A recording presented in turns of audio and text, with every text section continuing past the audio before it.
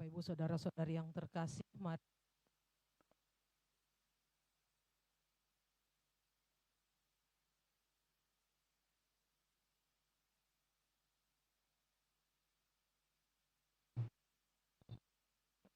saat pastor tiba di depan dan meniarap, dipersilahkan umat seluruhnya berlutut. Terima kasih.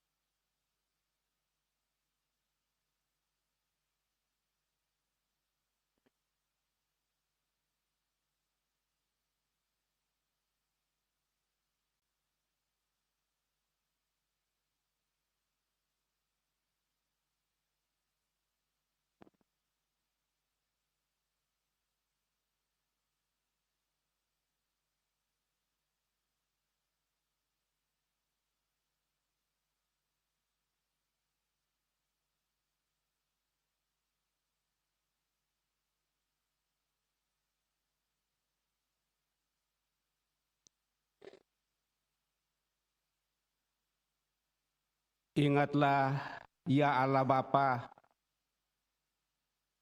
akan belas kasih-Mu. Kuduskanlah dan lindungilah selalu hamba-hamba-Mu. Bagi merekalah Kristus Putramu telah memulai misteri Paskah dengan penumpahan darahnya. Sebab dialah yang hidup dan berkuasa bersama dikau dalam persatuan Roh Kudus Allah sepanjang segala masa.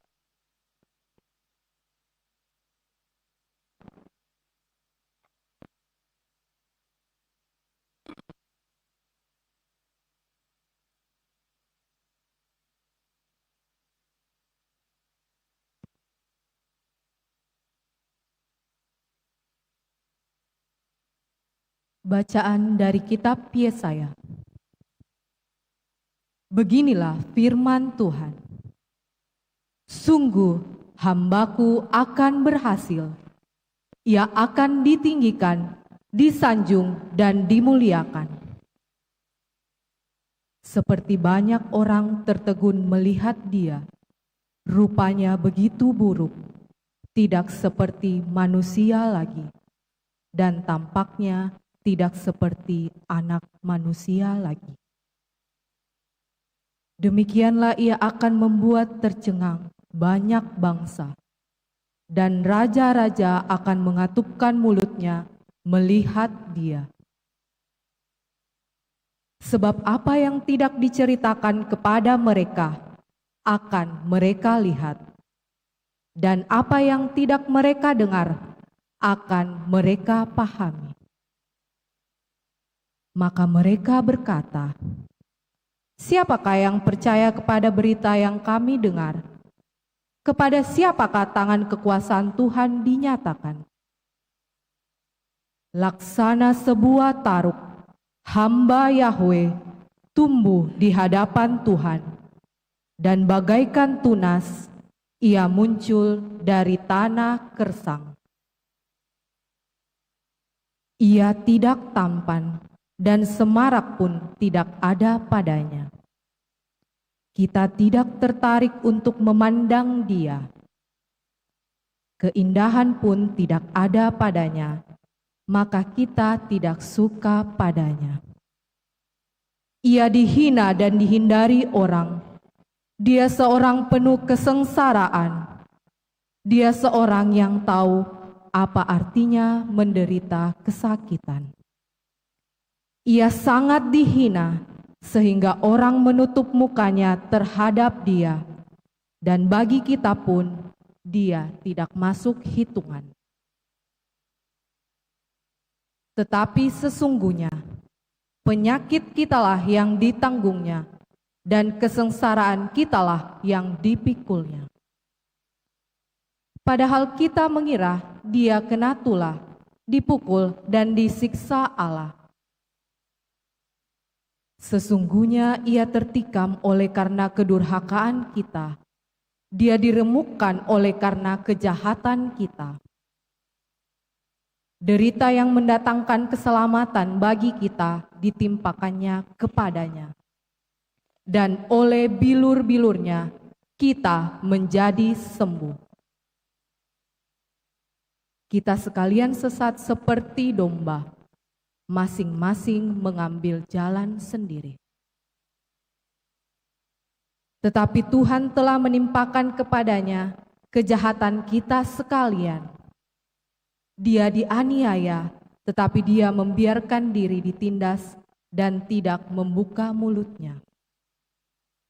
Seperti anak domba yang dibawa ke tempat pembantaian, seperti induk domba yang keluh di depan orang-orang yang mencukur bulunya, ia tidak membuka mulutnya. Sesudah ditahan dan diadili, ia digiring dan dihukum mati. Tentang nasibnya, siapakah yang peduli? Sungguh ia terputus dari dunia orang hidup, karena kedurhakaan umatku ia kena tulah. Orang menggali kuburnya di tengah-tengah orang jahat, dan waktu mati ia berada di antara orang-orang durhaka.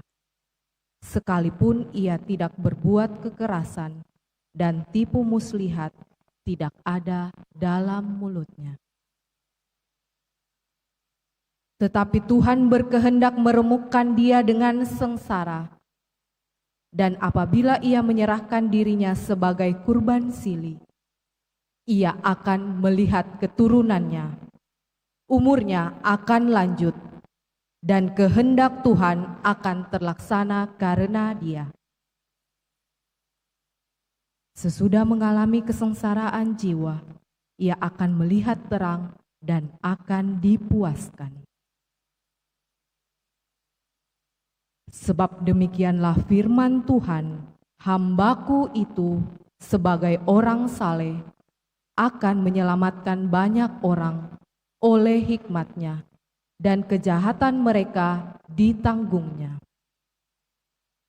Sebab itu, Aku akan memberikan kepadanya orang-orang besar menjadi miliknya, dan ia akan memperoleh orang-orang kuat sebagai jarahan.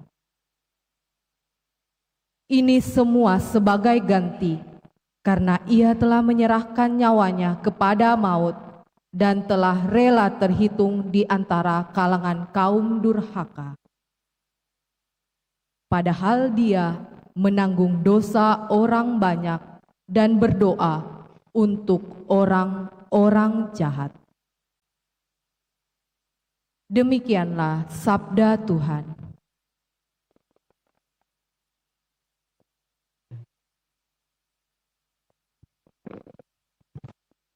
Ya Bapa,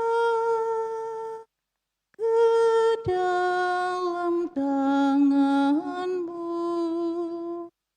ku serahkan jiwaku. Ya Bapa, ke dalam tangan-Mu ku serahkan jiwaku. Padamu ya Tuhan, aku berlindung. Jangan sekali-kali aku mendapat malu. Luputkanlah aku oleh karena keadilan-Mu.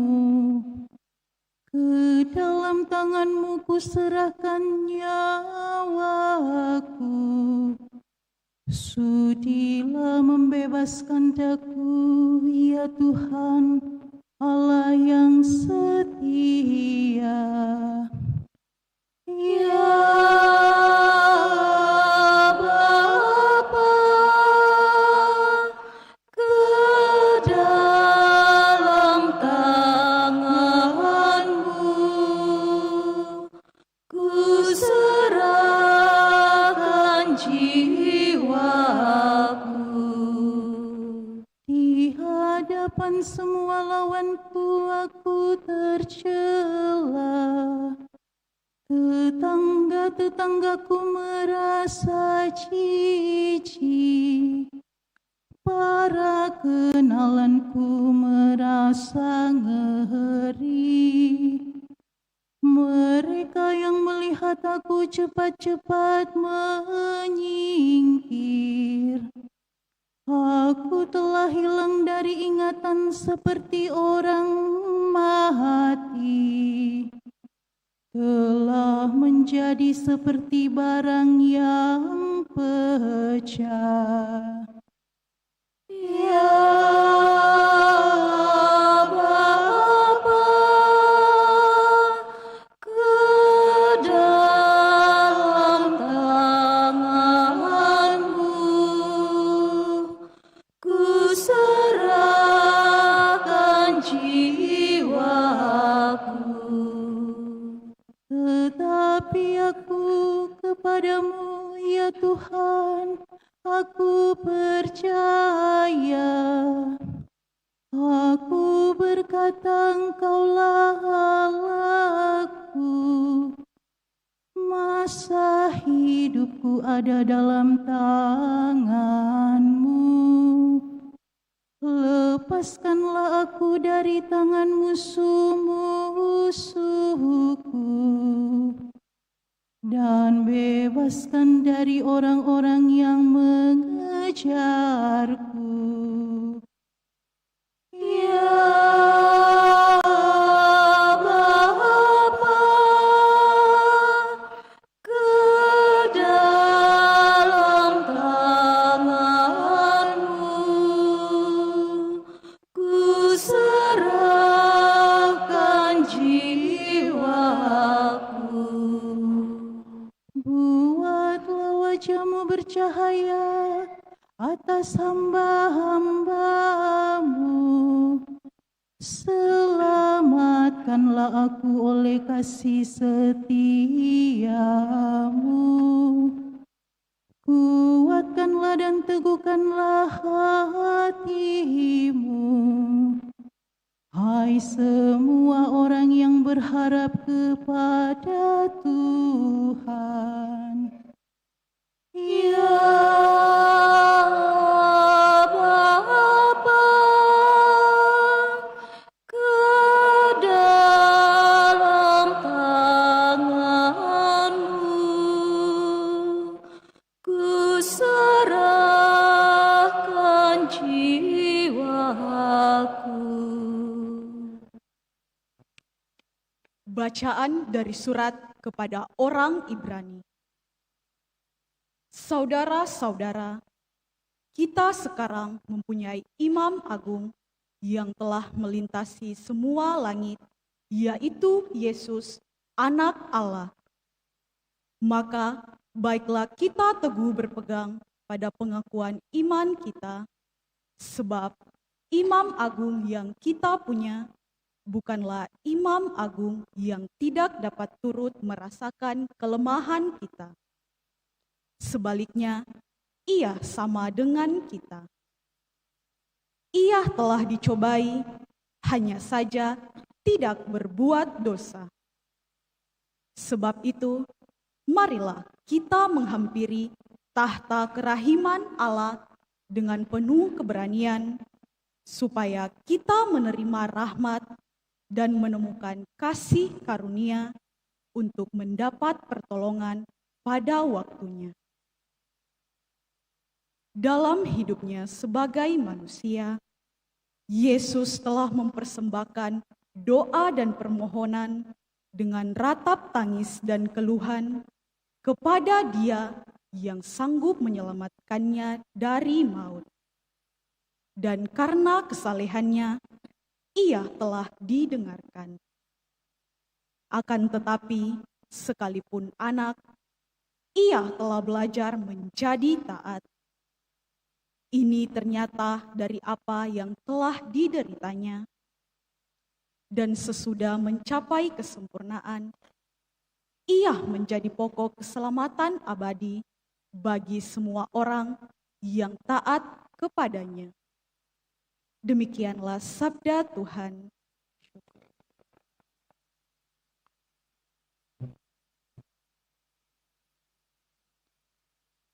Terpujilah Kristus Tuhan, Sang Raja, kemuliaan kekal.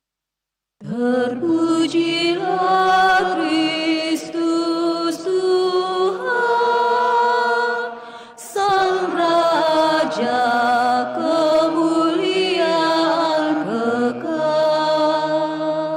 Kristus sudah taat bagi kita, Ia taat sampai mati, bahkan sampai mati di salib. Itulah sebabnya Allah sangat meninggikan Dia dan menganugerahinya nama di atas segala nama. Terpujilah Kristus Tuhan, Sang Raja, kemuliaan kekal.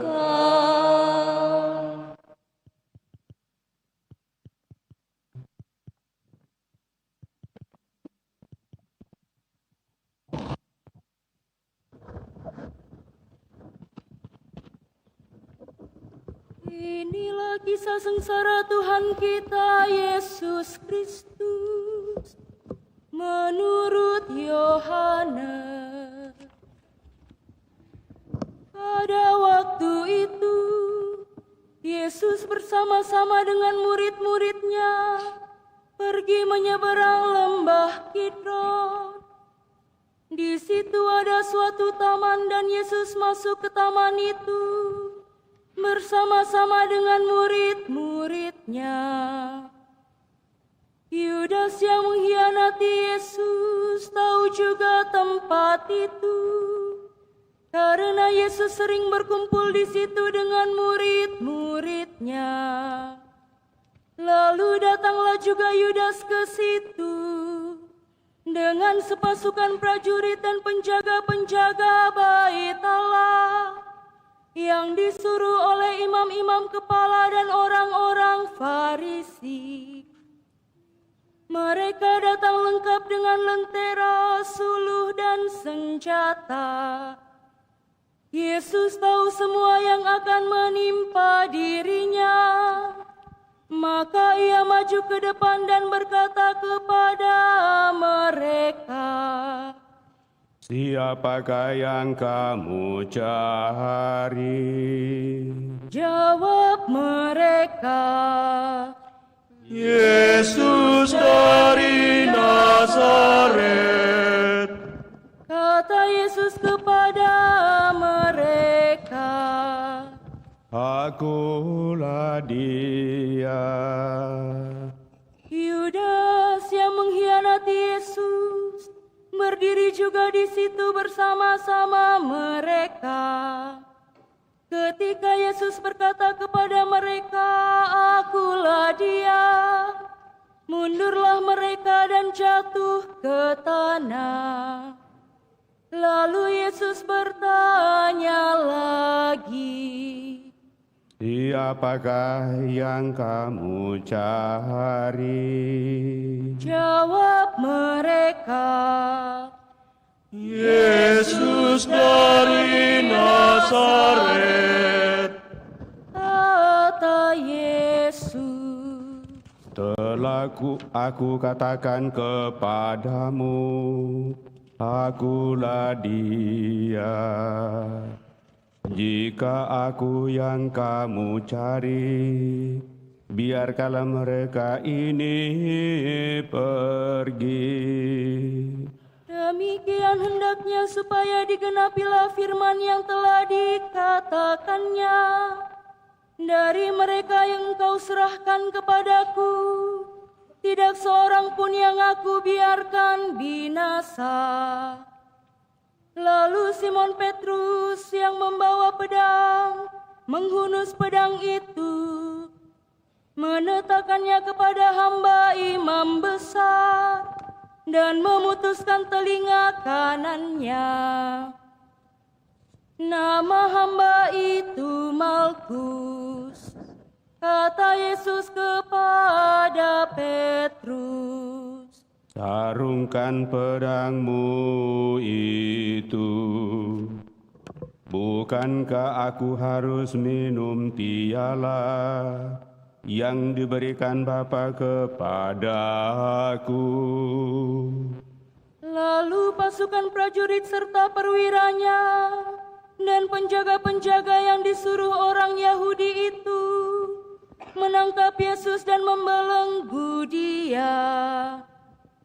Mula-mula mereka membawanya kepada Hanas, karena Hanas adalah mertua Kayafas, yang pada tahun itu menjadi imam besar. Dan Kayafaslah yang telah menasehati para pemuka Yahudi, lebih berguna jika satu orang mati untuk seluruh bangsa. Simon Petrus dan seorang murid lain mengikuti Yesus. Murid itu mengenal imam besar, dan ia masuk ke halaman istana imam besar itu. Tetapi Petrus tinggal di luar dekat pintu. Murid yang lain itu yang mengenal imam besar kembali keluar, berbicara dengan perempuan penjaga pintu, lalu membawa Petrus masuk. Kata hamba perempuan penjaga pintu itu kepada Petrus, "Bukankah engkau juga murid orang itu?" Jawab Petrus, "Bukan."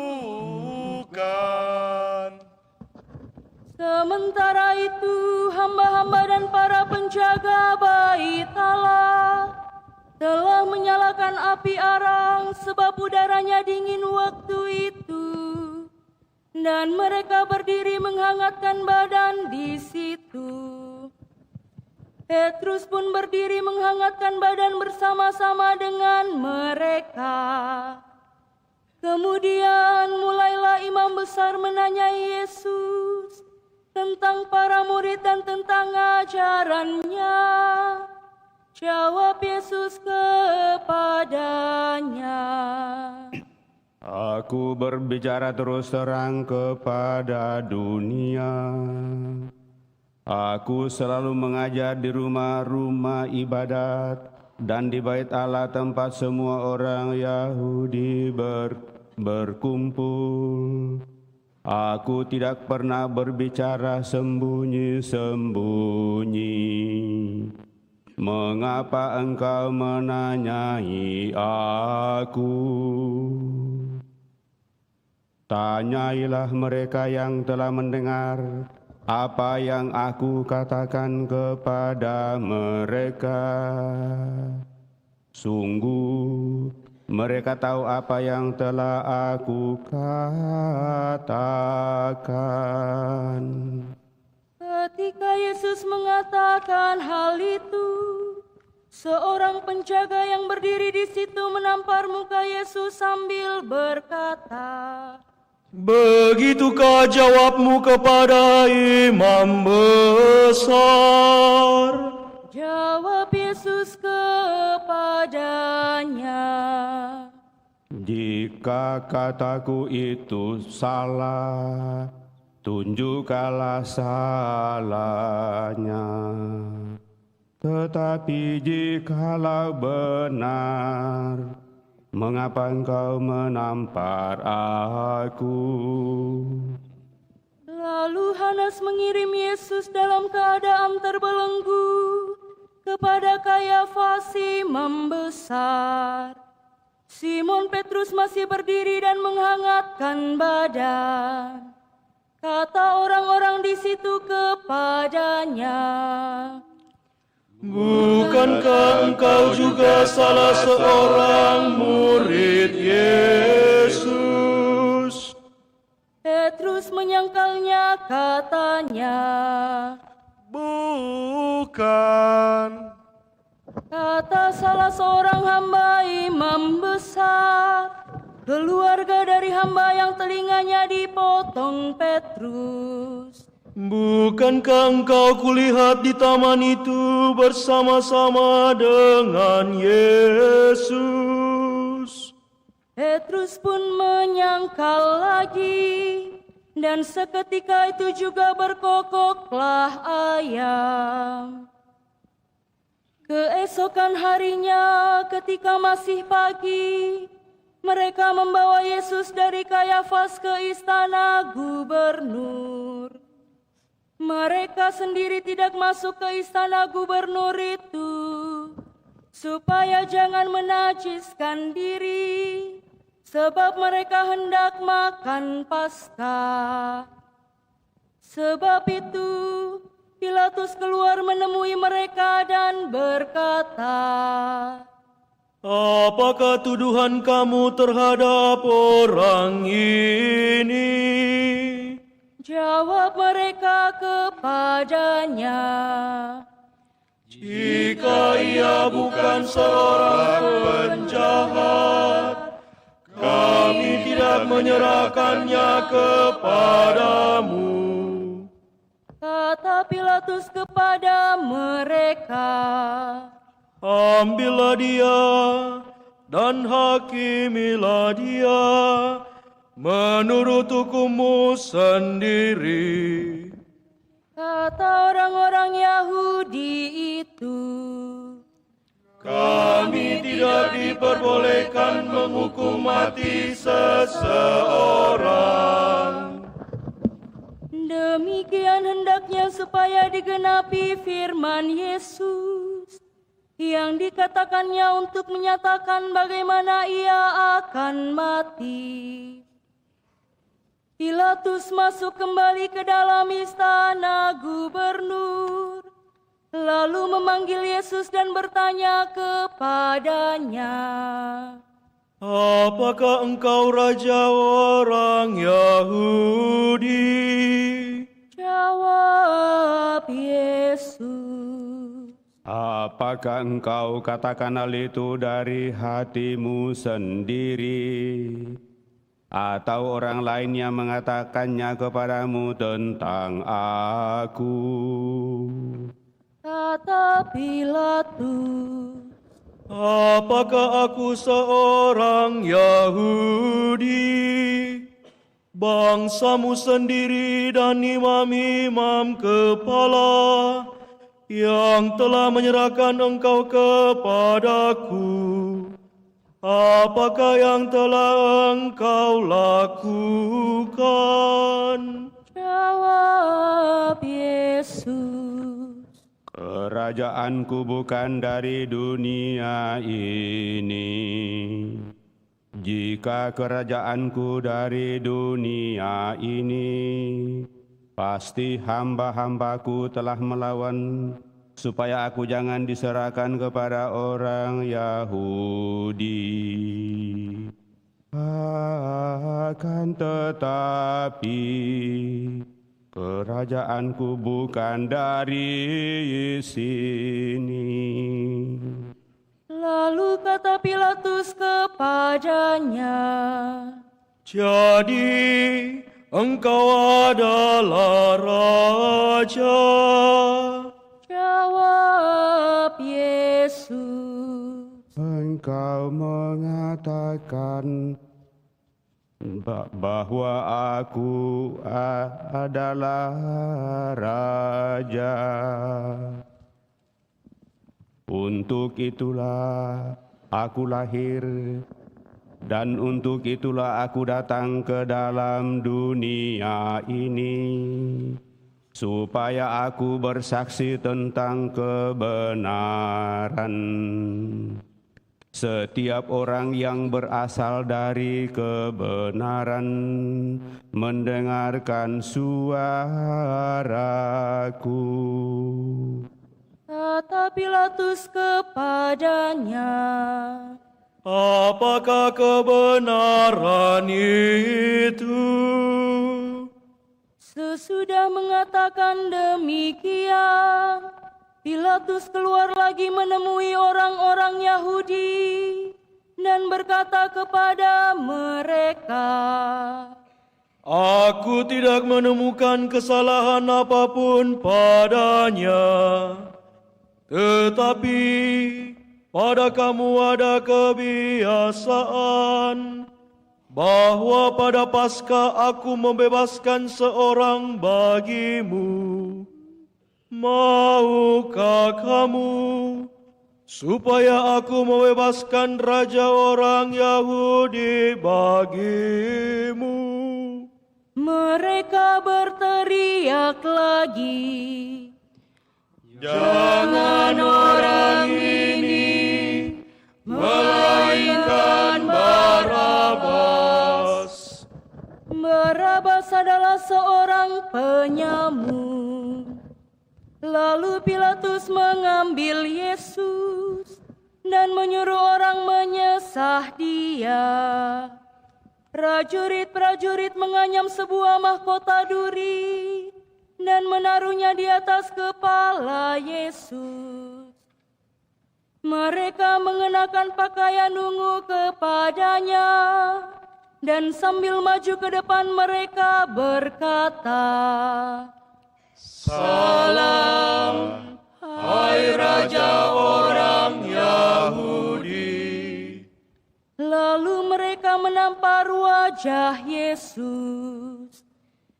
Pilatus keluar lagi dan berkata kepada orang-orang Yahudi, "Lihatlah, aku membawa dia keluar kepada kamu, supaya kamu tahu bahwa aku tidak menemukan kesalahan apapun padanya."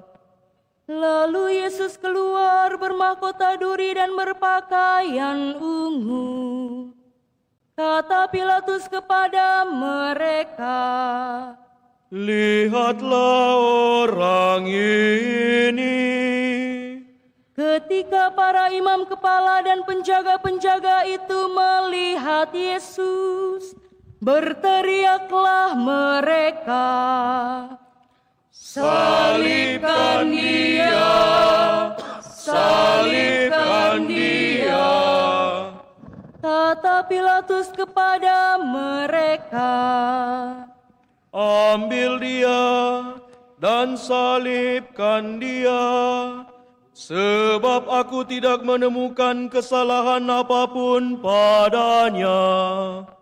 Jawab orang-orang Yahudi itu kepadanya, "Kami mempunyai hukum, dan menurut hukum itu ia harus mati, sebab ia menganggap dirinya sebagai putra Allah."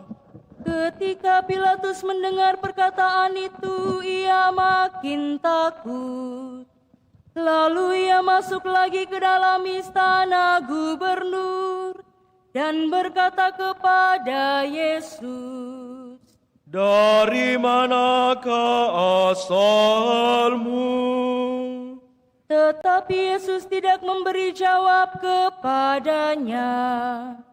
Maka kata Pilatus, "Tidakkah engkau mau bicara dengan aku?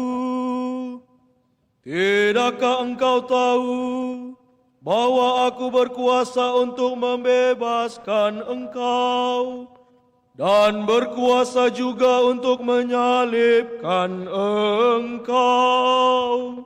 Yesus menjawab, Engkau tidak mempunyai kuasa apapun terhadap aku, jika kuasa itu tidak berikan kepadamu dari atas. Sebab itu, Dia yang menyerahkan aku kepadamu lebih besar dosanya. Sejak itu Pilatus berusaha untuk membebaskan Yesus, tetapi orang-orang Yahudi berteriak, "Jika engkau membebaskan orang ini, engkau bukanlah sahabat Kaisar. Setiap orang yang menganggap dirinya sebagai raja, ia melawan Kaisar." Ketika mendengar perkataan itu, Pilatus menyuruh membawa Yesus keluar. Lalu ia duduk di kursi pengadilan di tempat yang bernama Litostrotos, dalam bahasa Ibrani Gabata. Hari itu ialah hari persiapan Paskah, kira-kira pukul 12. Kata Pilatus kepada orang-orang Yahudi itu, "Lihatlah rajamu." Lalu berteriaklah mereka, "Enyahkan dia! Enyahkan dia! Salibkan dia!" Kata Pilatus kepada mereka, "Haruskah aku menyalibkan rajamu?" Jawab imam-imam kepala, Kami tidak mempunyai raja selain Kaisar. Akhirnya Pilatus menyerahkan Yesus kepada mereka untuk disalibkan. Mereka menerima Yesus. Sambil memikul salibnya, Yesus dibawa keluar kota ke tempat yang bernama Tengkorak, dalam bahasa Ibrani Golgota. Di situ Yesus disalibkan, dan bersama dengan dia disalibkan juga dua orang lain, sebelah menyebelah, sedangkan Yesus di tengah-tengah. Pilatus menyuruh memasang juga tulisan di atas kayu itu. Bunyinya, Yesus orang Nazaret, Raja orang Yahudi. Banyak orang Yahudi membaca tulisan itu, sebab tempat Yesus disalibkan itu letaknya dekat kota, dan kata-kata itu tertulis dalam bahasa Ibrani, Latin, dan Yunani. Lalu kata imam-imam kepala orang Yahudi kepada Pilatus, "Jangan engkau menulis Raja orang Yahudi, melainkan ia mengatakan, Akulah Raja orang Yahudi." Jawab Pilatus, Apa yang kutulis tetap tertulis. sesudah prajurit-prajurit itu menyalibkan Yesus, mereka mengambil pakaian Yesus, lalu membaginya menjadi 4 bagian, untuk masing-masing prajurit 1 bagian. Jubah Yesus pun mereka ambil, tetapi jubah itu tidak berjahit, dari atas ke bawah merupakan 1 tenunan utuh. Karena itu mereka berkata seorang kepada yang lain, "Janganlah kita membaginya menjadi beberapa potong, tetapi baiklah kita membuang undi untuk menentukan siapa yang mendapatkannya." Demikianlah hendaknya supaya digenapi yang ada tertulis dalam kitab suci. Mereka membagi-bagi pakaianku di antara mereka, dan membuang undi atas jubahku. Hal itu telah dilakukan prajurit-prajurit itu. Dekat salib Yesus berdiri ibu Yesus dan saudara ibunya, Maria istri Kleopas dan Maria Magdalena. Ketika Yesus melihat ibunya dan murid yang dia kasihi di sampingnya, berkatalah ia kepada ibunya, Ibu, inilah anakmu. Kemudian katanya kepada murid itu, Inilah ibumu. Sejak saat itu, murid itu menerima Maria di dalam rumahnya. Sesudah itu, karena Yesus tahu bahwa segala sesuatu telah selesai, berkatalah dia, Aku haus. supaya digenapi yang ada tertulis dalam kitab suci. Di situ ada suatu bejana penuh anggur asam. Lalu mereka melilitkan bunga karang pada sebatang hisop, mencelupkannya dalam anggur asam itu, lalu mengulurkannya ke mulut Yesus. Sesudah meminum anggur asam itu, berkatalah Yesus, "Sudah selesai." Lalu Yesus menundukkan kepala dan menyerahkan nyawanya. Kita berlutut mengenang wafat Yesus.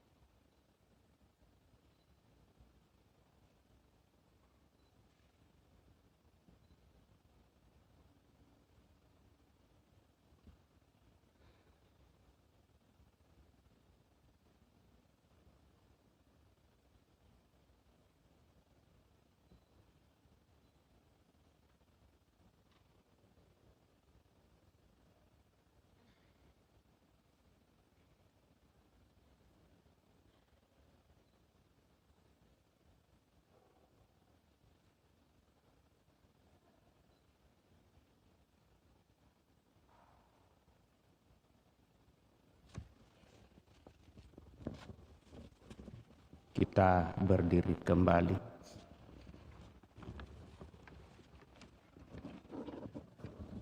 Karena hari itu hari persiapan, dan supaya pada hari Sabat, mayat-mayat itu tidak tinggal tergantung pada kayu salib. Sebab Sabat itu hari yang besar.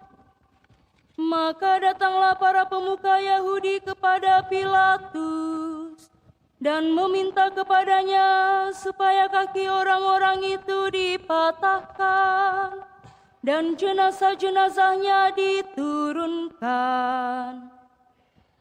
Lalu datanglah prajurit-prajurit dan mematahkan kaki orang yang pertama dan kaki orang yang lain yang disalibkan bersama-sama dengan Yesus. Tetapi ketika mereka sampai kepada Yesus dan melihat bahwa ia sudah mati, mereka tidak mematahkan kakinya. Tetapi seorang dari antara prajurit itu menikam lambung Yesus dengan tombak, dan segera mengalir keluar darah dan air. Orang yang melihat sendiri hal itu bersaksi, dan benarlah kesaksiannya.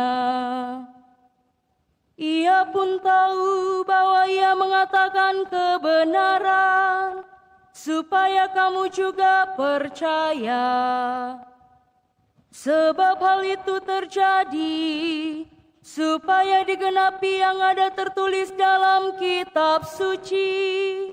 Tidak ada tulangnya yang akan dipatahkan. Ada pula nas lain yang mengatakan, mereka akan memandang Dia yang telah mereka tikam. Sesudah itu Yusuf dari Arimatea meminta kepada Pilatus supaya ia diperbolehkan menurunkan jenazah Yesus. Yusuf menjadi murid Yesus secara sembunyi-sembunyi karena ia takut kepada para pemuka Yahudi. Pilatus mengabulkan permintaan Yusuf. Lalu datanglah Yusuf dan menurunkan jenazah Yesus. Nikodemus juga datang ke situ. Dialah yang dulu datang malam-malam kepada Yesus. Ia membawa campuran minyak mur dengan minyak gaharu, kira-kira 30 kilogram beratnya. Mereka mengambil jenazah Yesus, mengafaninya dengan kain lenan, dan membubuhinya dengan rempah-rempah menurut adat pemakaman orang Yahudi. Di dekat tempat Yesus disalibkan ada suatu taman, dan dalam taman itu ada suatu kubur baru, yang di dalamnya belum pernah dimakamkan seseorang. Karena hari itu hari persiapan orang Yahudi, sedangkan kubur itu tidak jauh letaknya, maka mereka membaringkan jenazah Yesus di situ. Demikianlah Injil Tuhan. Terpujilah Kristus.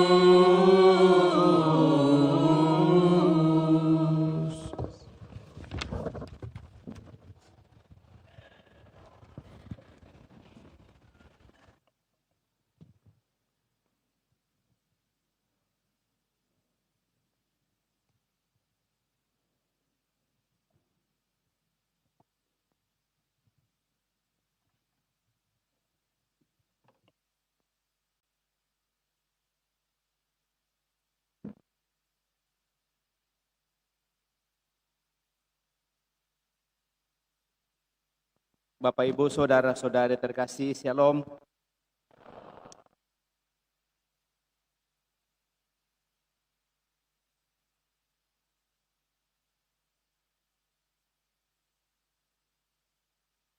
Kita melanjutkan permenungan kita yang kita awali di Pekan Suci di hari Minggu Palma dan kemarin Kamis Putih,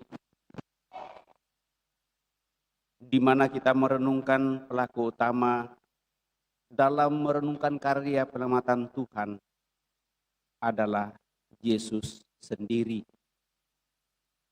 Maka pada kesempatan ini Bapak Ibu, Saudara-saudari terkasih, saya mengajak kita untuk merenungkan salib Yesus sebagai tanda solidaritas pada penderitaan kita manusia.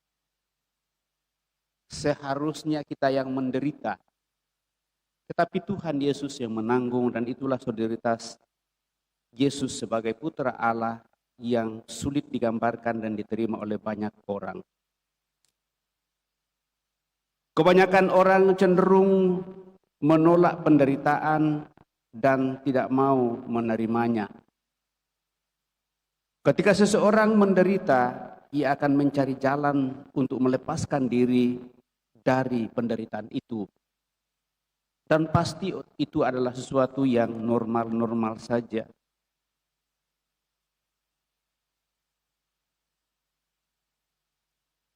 Ia baru berhenti berusaha untuk keluar dari penderitaan tatkala ia tidak lagi berdaya untuk melakukannya. Pada momen itulah entah ia akan putus asa dan menyalahkan dirinya, menyalahkan orang lain, bahkan sampai Tuhan yang disalahkan. Atau ia pasrah menerima penderitaan itu. Dan itu berlaku untuk penderitaan yang tiba-tiba menimpa kehidupan kita. Tetapi seandainya sudah tahu apa yang akan terjadi dengan dirinya, dan apa yang akan terjadi itu akan menyebabkan dia menderita dan bahkan bisa kehilangan nyawa, maka umumnya pilihannya ialah menghindar, lari dari kenyataan itu, atau mencari perlindungan pada pihak yang bisa melindungi.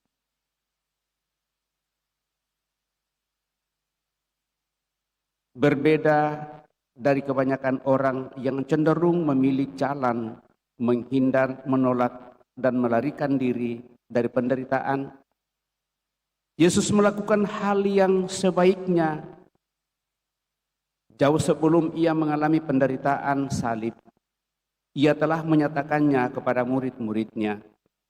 Anak manusia akan diserahkan ke dalam tangan manusia, dan mereka akan membunuh dia.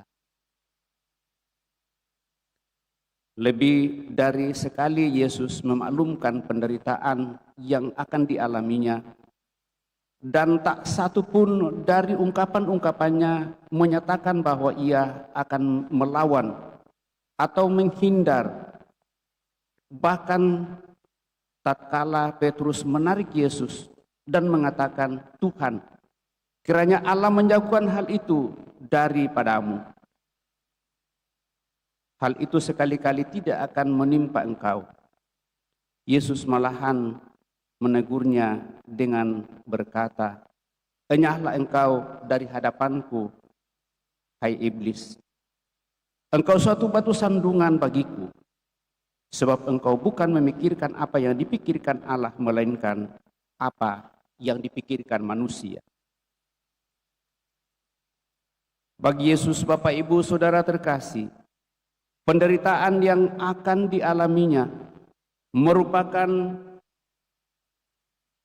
pemenuhan kehendak Allah, dan atas kehendak Allah itulah ia menurutinya, baik sebagai anak Allah dan anak manusia seperti yang dikatakannya, pun sebagai hamba Allah, sebagaimana dinubuatkan oleh Nabi Yesaya dalam bacaan pertama.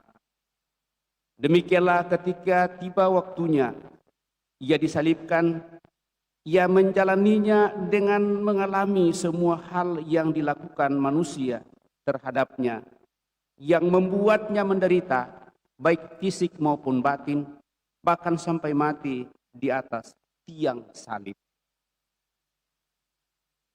Ketika para prajurit mencari dia untuk menangkapnya, ia tidak mengelak, tetapi terus terang mengatakan bahwa akulah dia.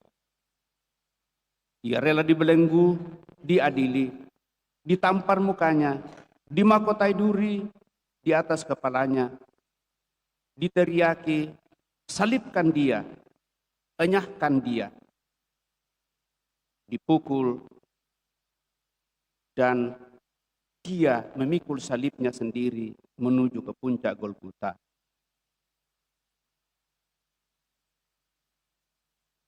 Dia ditelanjangi di atas salib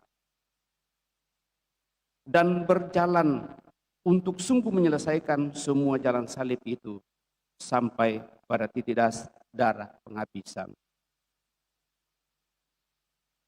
Bahkan setelah mati, lambungnya masih harus ditikam oleh seorang prajurit dengan tombak sehingga mengalirlah keluar darah dan air.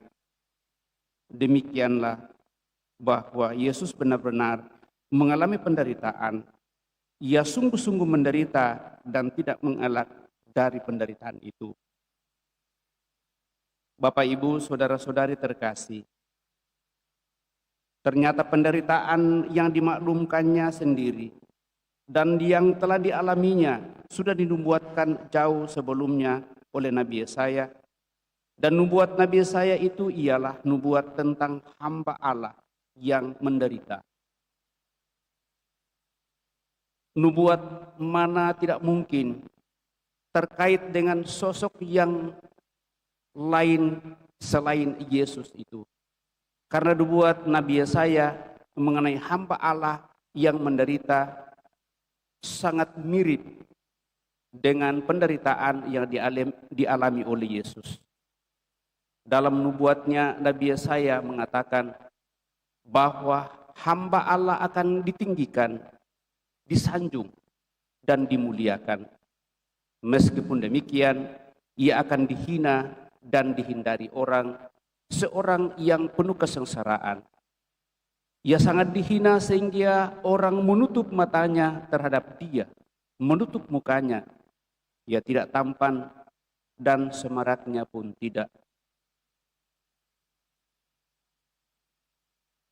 Kita tidak tertarik untuk memandang dia lagi. Dia dianiaya, tetapi dia membiarkan dirinya ditindas dan tidak membuka mulutnya seperti anak domba yang dibawa ke pembantaian. Nubuat ini tidak terbukti kebenarannya kepada sosok manapun selain Yesus. Yesuslah yang menanggung semua yang dinubuatkan dalam Nabi Yesaya itu. Bapak, Ibu, Saudara terkasih,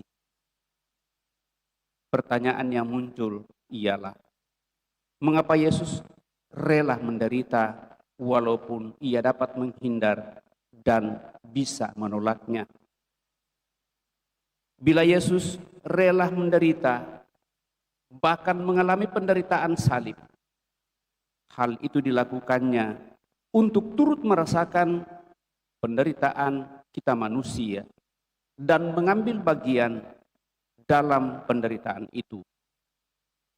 Bahkan lebih jauh lagi daripada itu, dengan menderita ia hendak mengambil penderitaan manusia dan memikul di atas bahunya sendiri seperti ia memikul salibnya. Dalam ungkapan Nabi Yesaya, ia menderita dengan maksud untuk menanggung segala penyakit kita dan memikul segala kesengsaraan kita. Dan Allah menghendaki hal itu terjadi atas dirinya. Kalau demikian, Bapak, Ibu, Saudara-saudari terkasih, alasan penderitaan Yesus sampai pada penyalibannya, maka penderitaan Yesus itu menandakan solidaritas Allah atas manusia sebagai ciptaan gambarannya yang telah jatuh ke dalam dosa. Sekali lagi, tidak solidar dalam dosa, tetapi mau dan ingin supaya kita sungguh semakin memahami dan memaknai bagaimana Allah mau dan ingin menyelamatkan kita, sehingga sungguh mengambil bagian dalam kehidupan manusia, dalam manusia putranya yaitu Yesus. Dan dalam kemanusiaan itulah Allah memperlihatkan kepeduliannya senasib dengan manusia, sehingga Allah bersolidar bukan hanya untuk turut merasakan penderitaan manusia, tetapi lebih daripada itu, mau mengambil bagian dalam penderitaan itu dan memikulkannya di atas bahu anaknya, sehingga ringanlah beban yang ditanggung oleh kita manusia. Tinggal persoalannya, Bapak, Ibu, Saudara terkasih, apakah kita sebagai manusia sungguh mau dan sadar sepenuhnya akan hal ini, sehingga kepada Dialah kita sungguh mengarahkan seluruh hidup kita, menyebutnya sebagai Raja kita, dan sekali lagi bagi kita yang ada di paroki ini, Yesus menjadi pelindung kita, Kristus Raja semesta alam. Sejauh mana hal itu sungguh semakin meneguhkan dan menguatkan kita dan bagaimana proses perannya dalam seluruh kehidupan kita. Mengajarkan kepada kita cinta yang begitu dalam dan mengajak kita untuk hidup solidar satu sama lain. Dari solidaritas Allah ini dalam penderitaan manusia, pesan yang hendak disampaikan kepada kita ialah sebagaimana Allah bersolidar dengan kita dalam penderitaan, demikian pula hendaknya kita saling bersolidar satu sama lain dan bersolidar dengan Allah yang sudah lebih dahulu melakukannya bagi kita. Dengan saling bersolidar, kita dapat saling meringankan beban penderitaan. Dengan bersolidar dengan Allah, kita bersikap pasrah terhadap penderitaan dan memandang penderitaan juga sebagai tanda harapan. Penderitaan memberi kita harapan akan Allah. Dan itulah yang digambarkan, Bapak, Ibu, Saudara-saudari terkasih, di dalam tahun Yubileum 2025, di mana di dalam logo tahun Yubileum itu, di sana yang dirancang oleh Giacomo Travisani dari Italia, dengan tema Pesiara pengharapan. Dan dalam logo itu Bapak Ibu saudara-saudari terkasih, ada 4 orang yang berpelukan dan berwarna-warni. Berbeda satu sama lain, tidak berada pada satu warna. Itu melambangkan persatuan dan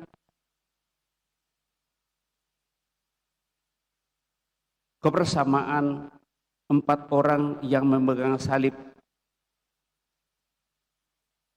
yang berasal dari keempat penjuru, yaitu utara, timur, selatan, dan barat, memeluk salib yang sama dan satu.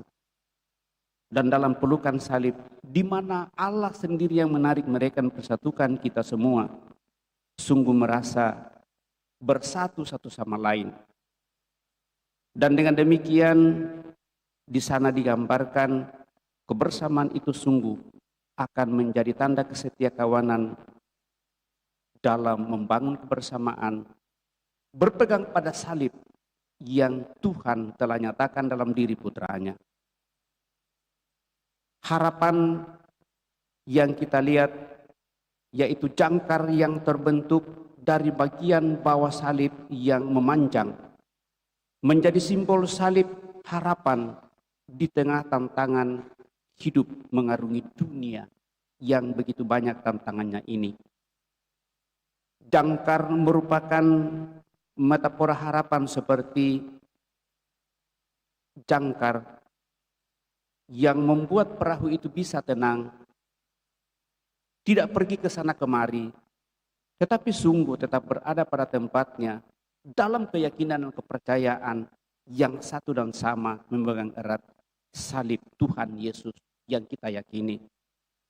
Saya selalu mengatakan bahwa salib Tuhan Yesus itu Bapak Ibu Saudara terkasih bukan salib biasa, tetapi salib yang sungguh tertanam, terpatri betul di dalam sejarah karya keselamatan, diikat oleh tradisi, berpedoman pada hukum gereja, bersumber dari kitab suci, dihidupi seperti yang kita renungkan tadi malam. Saya mengajak kita untuk sungguh-sungguh menemukan kekuatan dalam keimanan kita untuk bersatu dalam Kristus lewat sakramen Ekaristi yang hanya kita bisa temukan dalam gereja yang satu, kudus, katolik, dan apostolik. Dalam perjalanan persyaran ini Bapak Ibu Saudara terkasih, tidak bersifat perorangan, melainkan bersifat komunal dengan tanda-tanda dinamis yang berubah terus-menerus memperbarui diri, dan itulah pertobatan. Maka salib yang dinamis ini adalah salib yang membungkuk, mengarah ke umat. Harap supaya itu diperhatikan, mengarah kepada seluruh umat manusia. Dan ini mengisyaratkan bahwa umat manusia tidak ditinggalkan sendirian oleh Tuhan, tetapi Tuhan selalu mau dan ingin dalam situasi apapun, termasuk pada saat kita menanggung beban yang paling berat, asal kita sungguh-sungguh menyadari dalam kehidupan quality time yang kita renungkan tadi malam, waktu yang begitu berharga untuk boleh berdiam diri sejenak di hadapan Tuhan. Dan dari sanalah Bapak Ibu Saudara terkasih, sungguh memberikan kenyamanan, kesejukan, dan mudah-mudahan memberikan pengharapan besar. Bapak Ibu Saudara-saudari terkasih, mengakhiri renungan kita pada kesempatan ini, saya hanya mau mengajak kita untuk boleh memetik. Kalau berada di dalam gereja ini dan kita sungguh menjaga keheningan yang sungguh dalam, apa yang bisa kita petik? Sebenarnya saya ingin untuk mau menggali dari beberapa orang pengalaman-pengalaman batin hidup rohani di dalam gereja yang bagus ini. Salah satunya kalau kita sungguh menikmati dan semakin menikmati, Bapak Ibu Saudara-saudara terkasih, kalau tidak ada bunyi sama sekali di dalam gereja ini dan semua aksesoris itu jalan, termasuk pada AC. Maka dari pengalaman saya suka hal itu, tapi itu kan tidak mungkin untuk selamanya. Maka dalam perayaan saya selalu mengajak kita untuk hening sejenak. Semakin hening di dalam keheningan itu, dan kita merasakan bahwa sepertinya kita berada di atas sebuah kapal yang sementara mengarungi lautan. Lalu kita mendengarkan bunyi AC, lalu itu seperti kita semakin tenggelam dan semakin dalam untuk merasakan hal itu. Saya tidak tahu Bapak Ibu Saudara-saudara terkasih, kalau hal itu kita tidak temukan, maka menurut saya baik kita mencobanya satu kali. Dan nanti malam kita akan mencoba hal itu setelah ibadat Jumat Agung yang kedua. Sekali lagi kita akan menempatkan salib di sini sebagai tanda kerapuhan kita. AC akan tetap menyala. Dan mari kita sungguh mencoba merenungkan itu. Kita berada di atas sebuah perahu yang sementara mengarungi lautan yang begitu luas. Dan seringkali ada perasaan untuk mau tenggelam dan semakin tenggelam. Tetapi justru kita menemukan bahwa di sanalah tangan Tuhan terulur untuk bisa bangkit keluar dari situasi yang seringkali mencekam. Mari Bapak Ibu Saudara terkasih, merenungkan jalan salib Tuhan yang kita renungkan pada kesempatan ini karena dosa-dosa kita, bukan karena dosanya, tetapi dosa saya, dosa Bapak Ibu Saudara-saudara terkasih, dosa keluarga kita, dosa yang kita buat akhirnya bumi kita sebagai ibu kita menderita karena kita tidak menghargai apa yang Tuhan telah berikan kepada kita. Kita tidak puas diri dan semakin berusaha untuk mau lebih secara duniawi, tetapi semakin kurang dalam hidup rohani. Kita hening sejenak.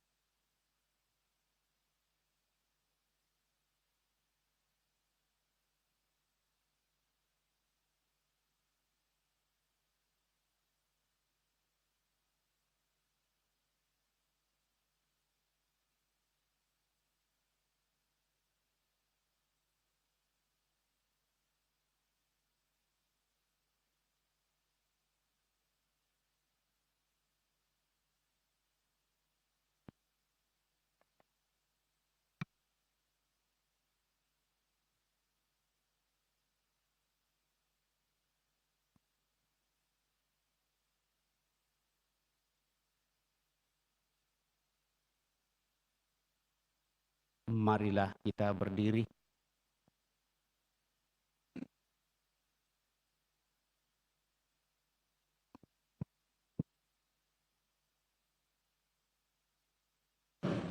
Untuk gereja kudus, saudara-saudara terkasih, marilah kita berdoa untuk gereja kudus Allah, supaya Allah dan Tuhan kita berkenan menganugerahkan damai kepadanya, mempersatukan dan melindunginya di seluruh dunia, dan supaya Ia membantu kita memuliakan Allah, Bapa yang Maha Kuasa, dalam suasana yang tenang dan damai. Berlututlah kita.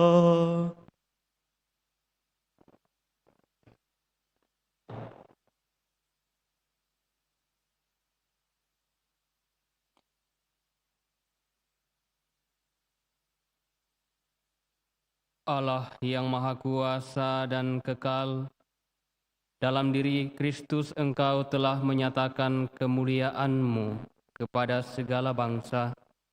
Lestarikanlah karya kerahiman-Mu, agar gereja-Mu yang tersebar di seluruh dunia tetap mengakui nama-Mu dengan iman yang teguh, dengan pengantaran Kristus Tuhan kami. Amin. Berdirilah. Untuk Bapa Suci, marilah kita berdoa pula untuk Bapa Suci kita Fransiskus, supaya Allah dan Tuhan kita yang telah memilih dia menjadi uskup bagi gereja kudusnya, memberi dia kesehatan dan kekuatan untuk memimpin umat kudus Allah. Berlututlah kita.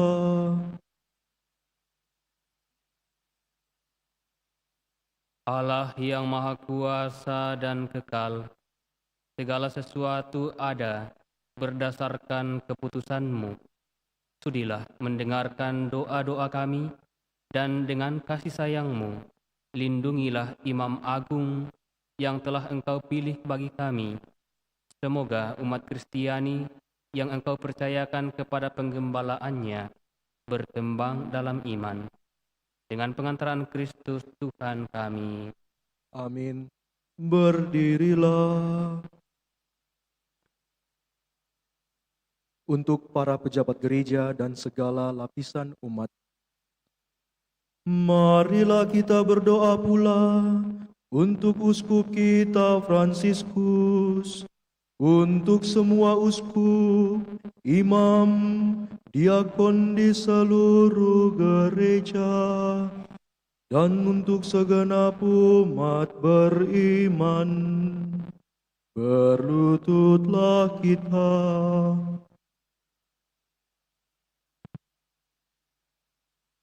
Allah yang Maha Kuasa dan kekal, dengan roh-Mu Engkau menguduskan dan memimpin seluruh gereja. Dengarkanlah doa kami bagi para pelayan-Mu. Semoga berkat bantuan rahmat-Mu, mereka mengabdi Engkau dengan setia, dengan pengantaran Kristus Tuhan kami. Amin. Berdirilah. Untuk para calon baptis, marilah kita berdoa pula untuk para calon baptis kita, supaya Allah dan Tuhan kita membuka telinga hati mereka dan melapangkan pintu kerahimannya, agar berkat pembasuhan kelahiran kembali segala dosa mereka dihapuskan, dan mereka hidup dalam Yesus Kristus Tuhan kita. Berlututlah kita.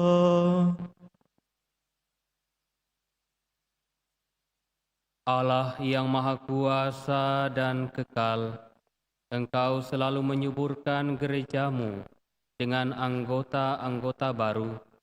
Sudilah menambah iman dan pengetahuan para calon baptis kami, supaya dengan dilahirkan kembali lewat bejana pembaptisan, mereka digabungkan dengan himpunan anak angkat-Mu, dengan pengantaran Kristus Tuhan kami.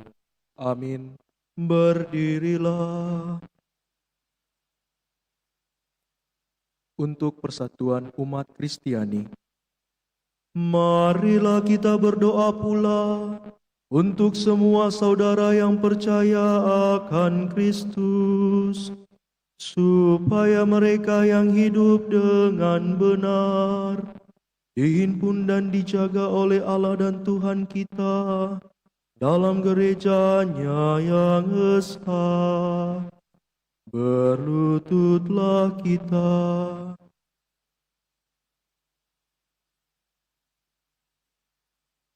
Allah yang Maha Kuasa dan kekal, Engkau menyatukan yang tercerai-berai dan memelihara yang telah bersatu.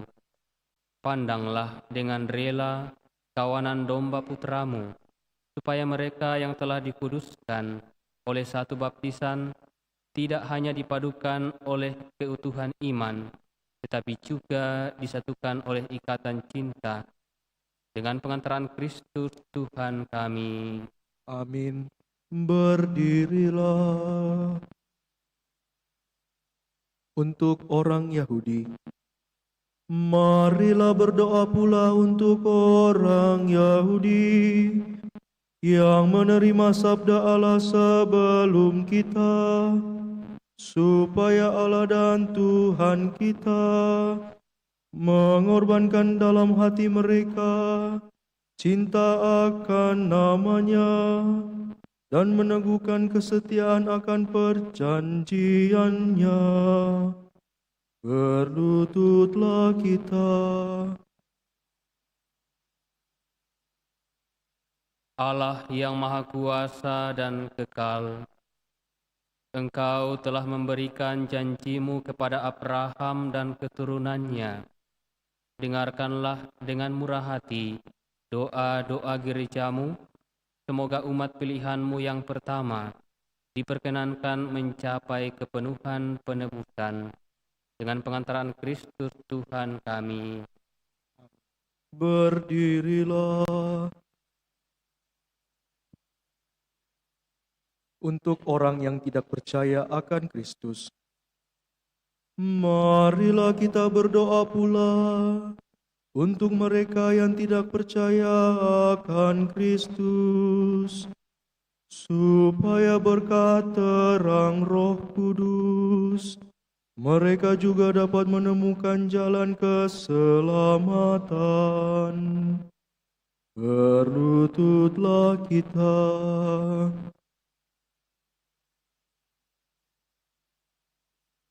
Allah yang Maha Kuasa dan kekal, bantulah mereka yang tidak mengakui Kristus, agar dengan hidup jujur di hadapan-Mu, mereka menemukan kebenaran. Bantulah kami agar dengan semakin saling mengasihi dan semakin berhasrat memahami misteri kehidupan-Mu, kami menjadi saksi-saksi cinta-Mu yang lebih sempurna di dunia ini, dengan pengantaran Kristus Tuhan kami. Amin. Berdirilah. Untuk orang yang tidak percaya akan Allah, marilah kita berdoa pula untuk mereka yang tidak mengenal Allah, supaya mereka dengan tulus hati mencari kebenaran, layak menemukan Allah sendiri. Berlututlah kita.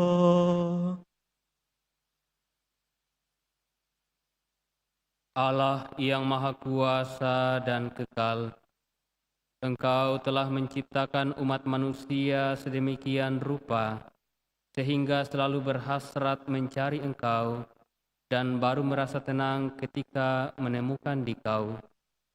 Maka kami mohon bantulah agar mereka semua, dengan mengatasi hambatan seberat apapun, mampu melihat tanda kasih sayang-Mu, dan tergerak oleh kesaksian hidup orang-orang yang percaya kepadamu. Mereka dengan sukacita mengakui Engkau sebagai satu-satunya Allah yang benar dan Bapa umat manusia, dengan pengantaran Kristus Tuhan kami. Amin. Berdirilah.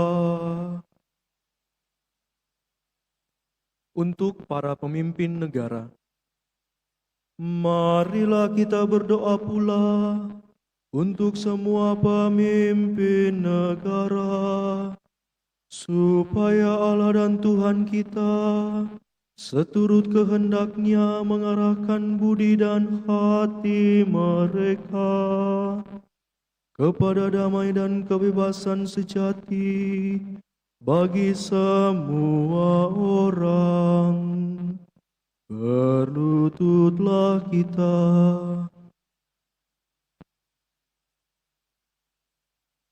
Allah yang Maha Kuasa dan kekal, di tangan-Mu-lah pikiran manusia dan nurani para bangsa. Sudilah mendampingi para pemimpin negara, supaya berkat bantuan-Mu di seluruh dunia, terjaminlah kesejahteraan para bangsa, kepastian kedamaian, dan kebebasan beragama, dengan pengantaran Kristus Tuhan kami. Amin. Berdirilah.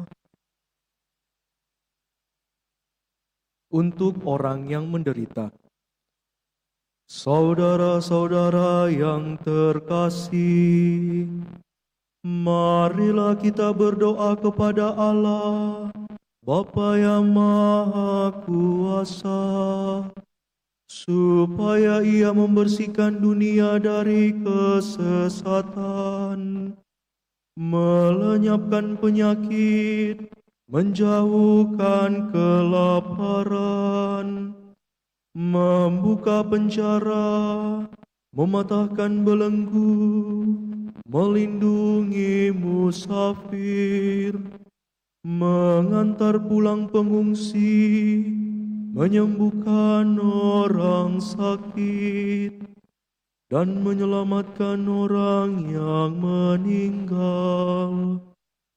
Berlututlah kita. Allah yang Maha Kuasa dan kekal, Engkau menghibur yang berduka dan menguatkan yang menderita. Kiranya jeritan doa semua orang yang tertimpa kesusahan apapun sampai ke hadirat-Mu. Semoga semua yang berada dalam kesesakan bersukacita karena menerima belas kasih-Mu. Dengan pengantaran Kristus Tuhan kami. Amin. Berdirilah.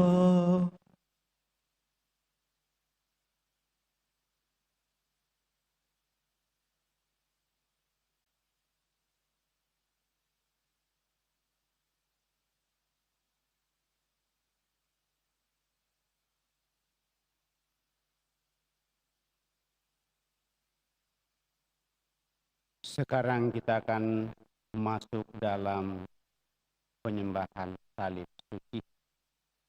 Sebelumnya akan diarak dari belakang.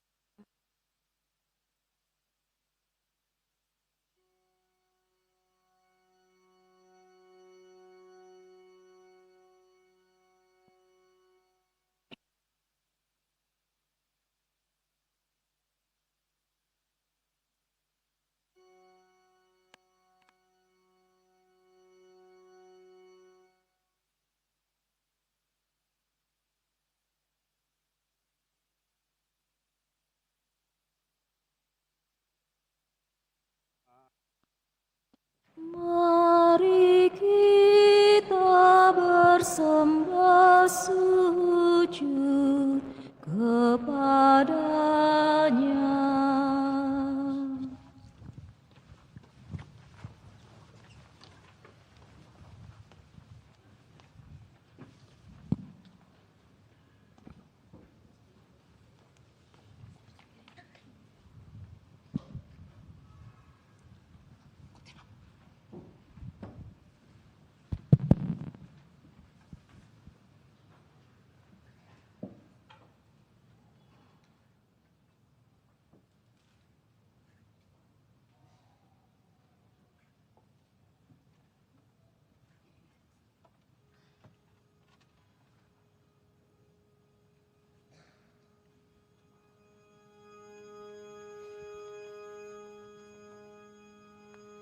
Lihatlah kayu salib Di sini tergantung Kristus, penyelamat dunia.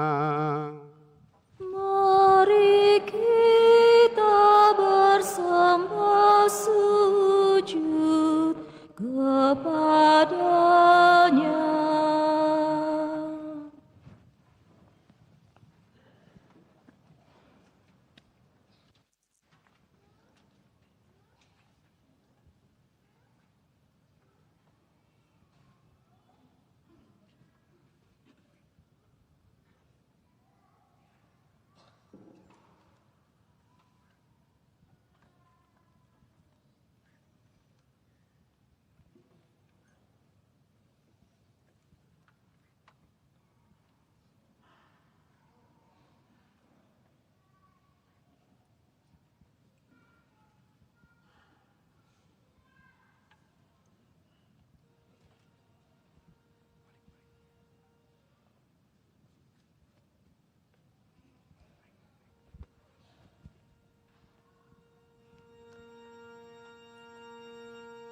Lihatlah kayu salib, di sini tergantung Kristus, penyelamat dunia.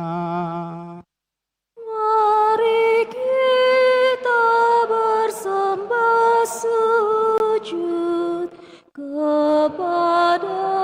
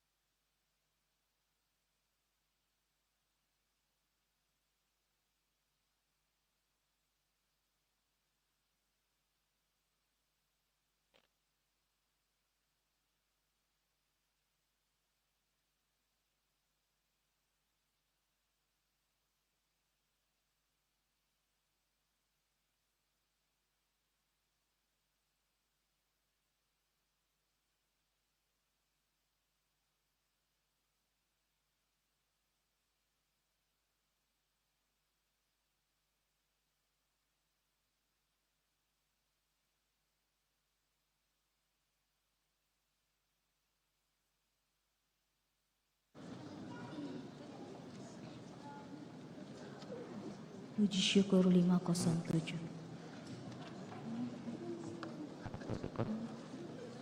Hai umat Bapa seruku kepadamu.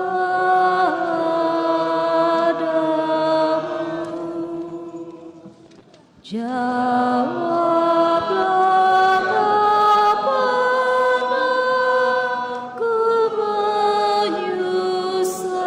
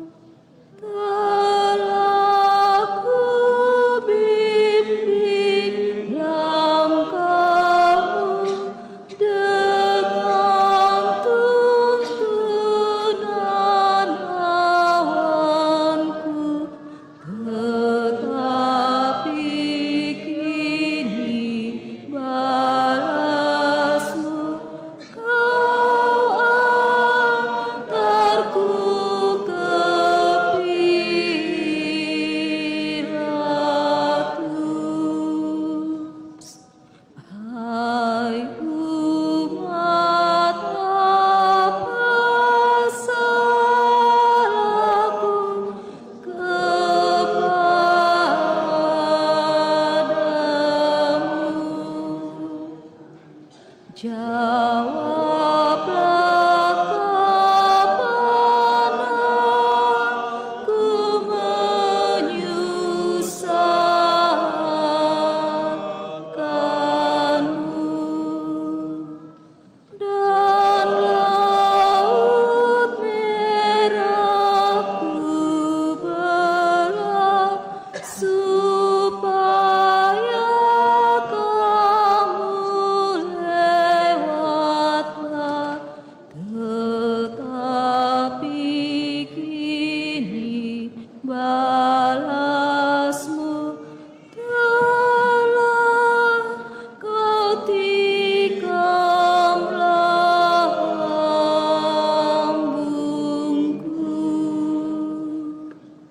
Hai umat, apa salahku kepadamu?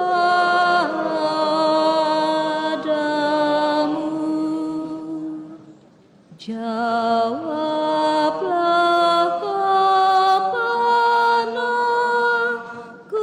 menyusahkanmu. Telah kuhujankan manna di padang gurun yang gersang, tetapi kini balasmu dera dan cambuk yang kejam. Hai umat, apa salahku kepadamu?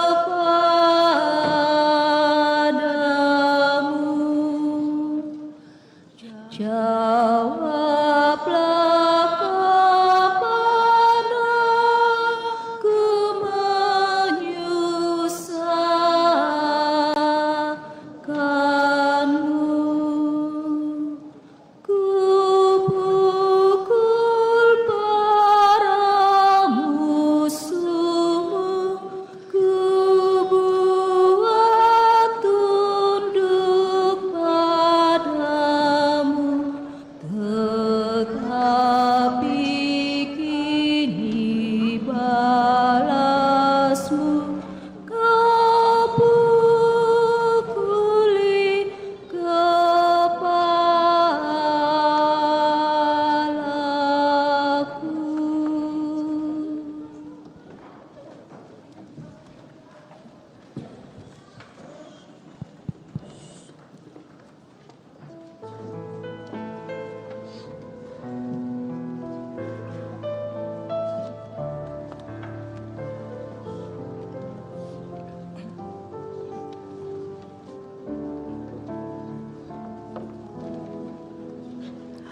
Di kayu salib Engkau tergantung,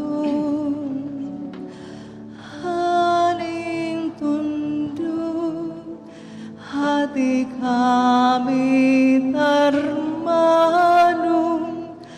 karena dosa kami yang tak terhitung. Kau rela mati di salib kayu agung. Di mana Ia yang di sana tertambah menunggumu bertobat sebelum terlambat.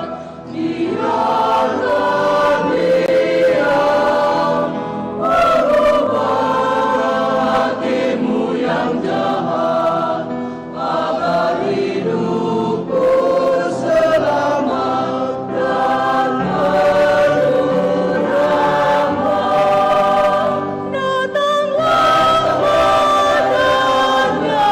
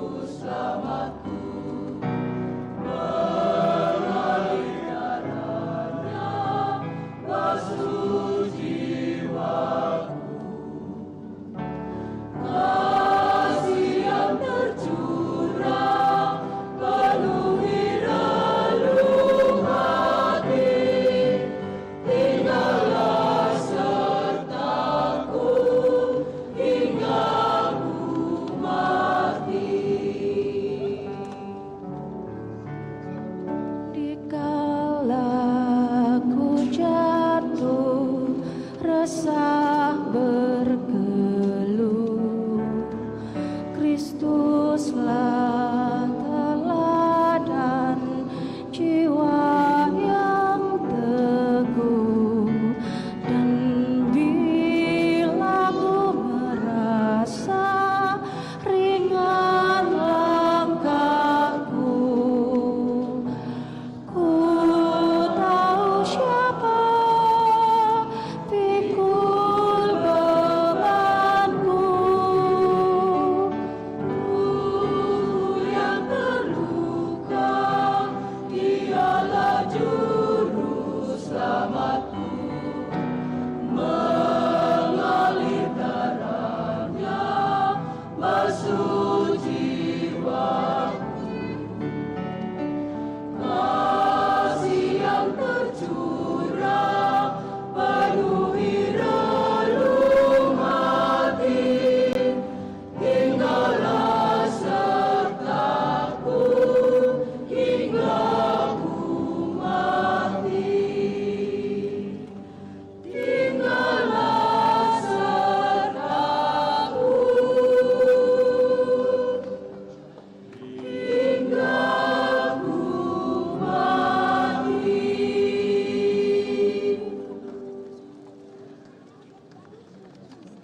Atas petunjuk penyelamat kita dan menurut ajaran ilahi, maka beranilah kita berdoa. Bapa kami yang ada di surga, dimuliakanlah namamu. Datanglah kerajaanmu, jadilah kehendak-Mu di atas bumi seperti di dalam surga. Berilah kami rezeki pada hari ini, dan ampunilah kesalahan kami, seperti kami pun mengampuni yang bersalah kepada kami. Dan janganlah masukkan kami ke dalam pencobaan, tetapi bebaskanlah kami dari yang jahat. Tuhan kami mohon bebaskanlah kami dari segala yang jahat. Sudilah memberi damai sepanjang hidup kami, supaya kami yang telah dikuatkan oleh kelimpahan belas kasih-Mu selalu bebas dari dosa dan dijauhkan dari segala gangguan sambil menantikan harapan yang membahagiakan dan kedatangan penyelamat kami, Yesus Kristus. Sebab Engkaulah Raja yang mulia dan berkuasa untuk selama-lamanya. Ya Tuhan Yesus Kristus, semoga tubuh-Mu yang akan kami sambut melindungi dan menyelamatkan kami.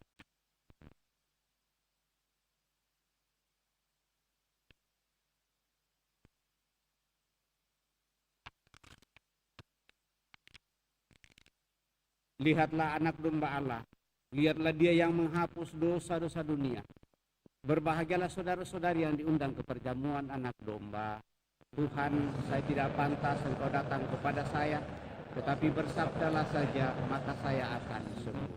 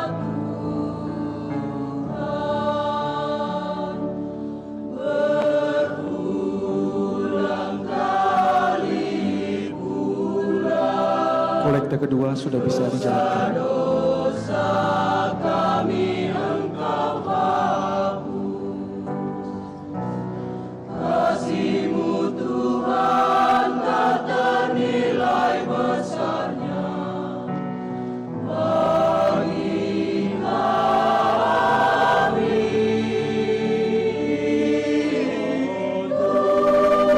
Tuhan, kami tidak pantas Tuhan.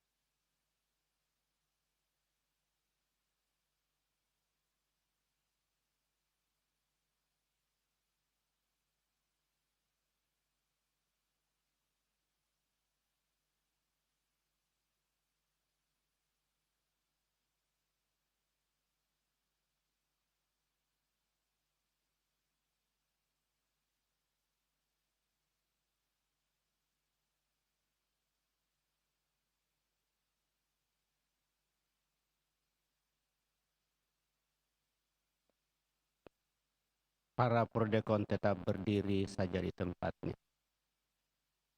Marilah kita berdoa. Allah yang kekal dan kuasa, Engkau telah memulihkan kebahagiaan kami berkat wafat dan kebangkitan putra-Mu.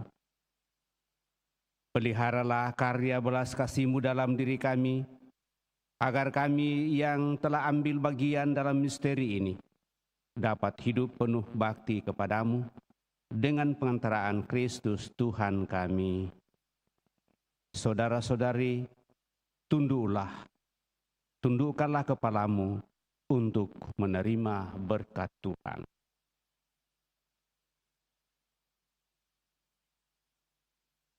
Kami mohon ya Tuhan, semoga turunlah berkat berlimpah ke atas umat-Mu ini, yang telah mengenangkan wafat putra-Mu sambil mengharapkan kebangkitannya.